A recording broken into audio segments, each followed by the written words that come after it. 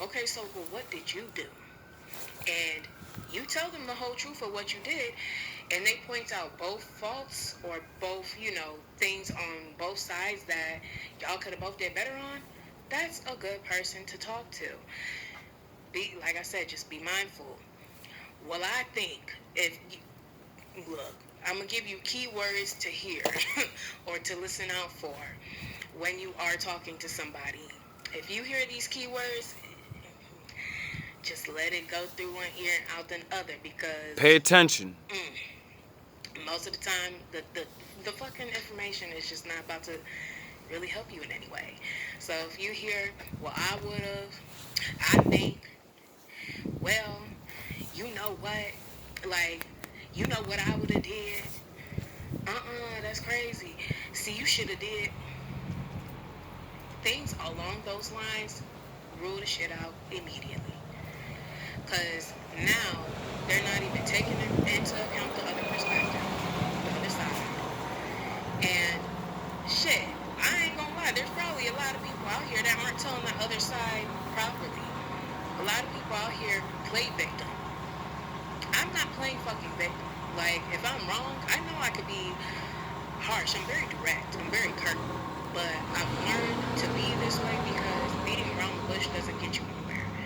So sometimes being curt can be.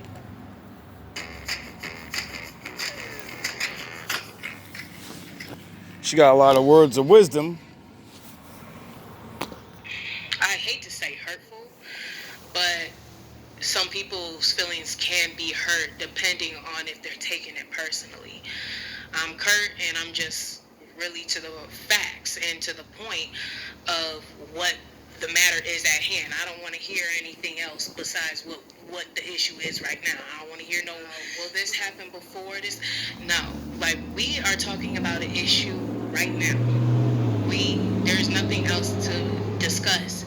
If it's not about what's going on at hand, it doesn't have to be a part of it. Because a lot of times that brings up another situation that is unnecessary because like people are trying to buffer their point or in some way win argument that shouldn't even be occurring. Like it gets turned into an argument because now things from this time and this time are coming up, but what does that have to do with right now? You know what I'm saying? What does that have to do with you? So, journaling. Just right back to it. Journaling. Journaling will save you that shit.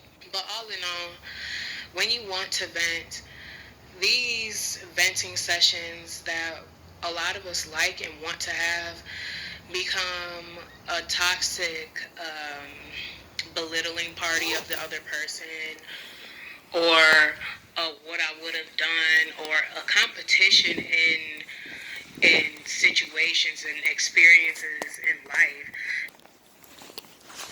You know why I bought this shirt? Because it's justice. If you didn't know, that's the picture of the old Roman goddess of justice. And she has a blindfold over her eyes. You know why? Because justice is blind, but you got eyeballs. Justice is fair, but justice is a word. It's an action. It's a something that we people have to make. And if you're blind and you're stupid, you don't know justice, and you'll just do and say anything to just your cause. See, this is the difference between charlatans and regular people that are crying out for help, and they use these things against you. This is why I teach what I teach, and I'm so happy I found this girl because she just calms me down because she speaks of what I speak of, and I know she knows what the fuck she's talking about. She says similar things as me, and because we went through similar things. And other people that crack under the pressure, you go to the dark side and you become shitheads because you're like, well, everyone else is doing it. That's how what evil is. Everyone else is doing it, so I'm gonna do it. Listen up, because she's not gonna curse at you and, make fun of you for not knowing. I don't make fun of you, but I will curse at you. I call you dumb fucks and everything because you're blind. If you can't see justice, then that means you don't know knowledge. So you're dumb. Being dumb doesn't mean you're fucking the worst person. It means you have a lack of knowledge. And because you refuse to learn, then you stay stupid. See, these words are not to make you feel bad. It's to explain your condition. Sorry, I'm the one that's gonna throw it in your goddamn face to wake you up. Well, I'm really not sorry, because it makes me feel better. You're gonna wait. That are just not called for. Like I said, don't bring this shit full circle back in the ether, because that verbal output is very strong. You think your thoughts are strong, but what you say is even stronger.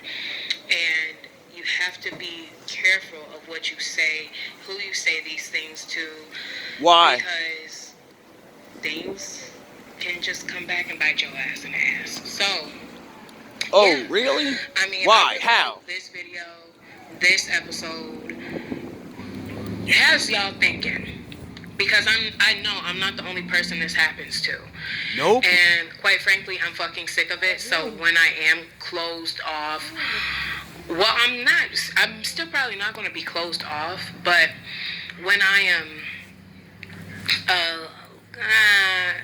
not as out there in conversation, not quick to be like, oh, yeah, it's because of experience, and that doesn't mean I'm handling new people the same way because of past situations, but things have to be proven. Like, yes. You give people that opportunity first, and when you see that it keeps whooping you in the fucking ass time and time again, you gotta make a change. You can't do the same thing expecting different results. That's fucking insanity. Yes, the definition. I can't be giving the same person an opportunity to be the person I talk to. And before she keeps going, I'm gonna break that down, because do you understand? Everybody likes to use this word. He's insane. And they make it like you're crazy. That's not what insane means. Crazy is you're crazy and raw. Insane means you do something, it doesn't work, and you keep on doing it. All right, to all the women that keep meeting the same bad guys and you have 3 different baby fathers, you're insane. The dudes that go to jail over and over, you're insane. You just get that? It's not you're fucking super crazy. You're dumb. You believe you're gonna keep doing this and you already got the result of it and you think you're God. That's what a God complex is. I'm gonna make it different. No, you're not. You're gonna get the same shit over and over because you're insane. That I vent to, and I keep getting the same result and the same fucking bullshit and shit thrown up in my face type shit every time. Like, hi, okay, Mom. This happened once, this happened twice, damn, this happened again and again. Now who's the fool? Because I don't want to have I don't have boo-boo written on my head, but I'm not trying to have that. Not having but that I shit know no more. what the pattern is. From Sometimes nobody. What the pattern is showing y'all. You got to believe their true colors. When they first show you, don't think that shit is a lie. You exactly. know what I'm Y'all made me Vegeta. We like to give people the benefit of the doubt sometimes, but like I said, you got 1, 2, ooh, hell no. Because after those few chances, I gave people so many chances. My life is so fucking far behind because of it. Whose issue is it now? Who really is causing the pain other than yourself? Because you already know how that person or how this situation is going to go. So, journal about it. Get a therapist. Because 1, you don't want your shit, your business out there. 2, When people putting your business out there, they making you look like a fucking villain. I don't give a fuck if you talking to somebody and they bring some shit up. Believe they gonna go tell their friends and vilify your ass and why they feel the way they Roast feel. your ass. But their friends don't know the whole fucking story, okay? Duh. Please believe that is more than 95% happening in this world. Like, this is why we probably have the issues we have now. So, Yep. just be aware. Journal about it. Let it out. Your journal don't talk back. Your journal don't talk smack. Your therapist, constructive. Okay? Constructive. Get you a great therapist. I love my... See, I used to think the same thing. And a lot of people say this till I met Kev Samuels. And he used to always say, you know what I mean, get therapy and shit. And I say, nah, a therapist is another person. And they're paid professionals. Meaning, not all of them actually give a shit. Like, I hear, like as I watched thousands of his episodes or whatever, hundreds, I noticed all the women that did go to therapy had one thing in common. They never figured out how to get a man anyway. So, and they all said I was in therapy 3 to 5 years. How the fuck can you be in therapy for 5 years and your problems ain't fixed? It's because a therapist doesn't give a shit. And you pay her. So if she fixes you, you're not coming back. Duh. That's how the game works. So they'll little by little get you around and all that. But they don't want to fix you like Big Dog. Big Dog want to fix you. Why? Because there's millions and billions of people out here. I'm not trying to just suck no one dry. Oh yeah, I don't charge anybody for fucking all these 500 videos of lessons through my own life and embarrassments and failures and wins.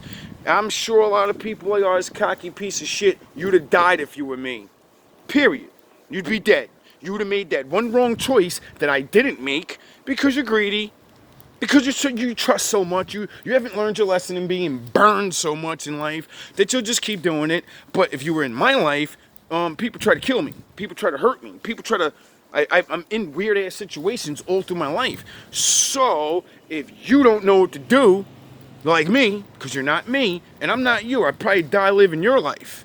That's how the game works. No one can live anybody else's life but you. Because if... you know, you're still breathing, it's because you made the choices you made. Your situations are a little different from mine. So, if I was in your life, I'd lose too. I would lose. And if you were in my life, you would have never made it past 17. You would have never left your mom's house at 17 years old, went to the street to live in an abandoned building with your girl. Because you loved each other and made it.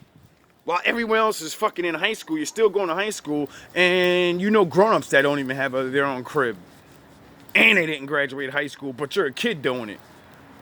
So, you know, that's why I'd be like, I get mad when people compare themselves to mine. Like, I used to have this friend, they used to always try to fucking match up with me, right?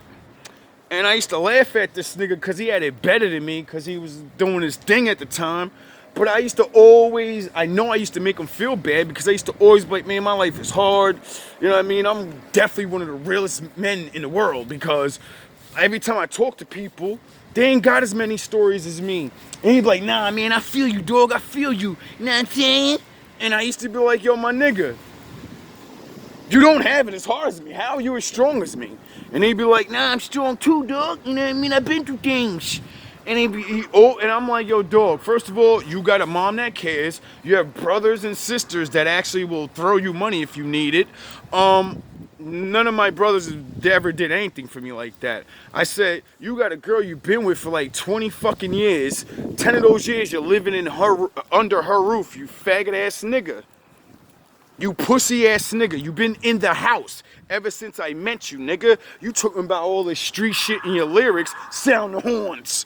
And your bitch ass be in the house all day, dog. I'm out here with the roaches and the fucking rats. The shit you talk about in your raps, I'm out there doing it.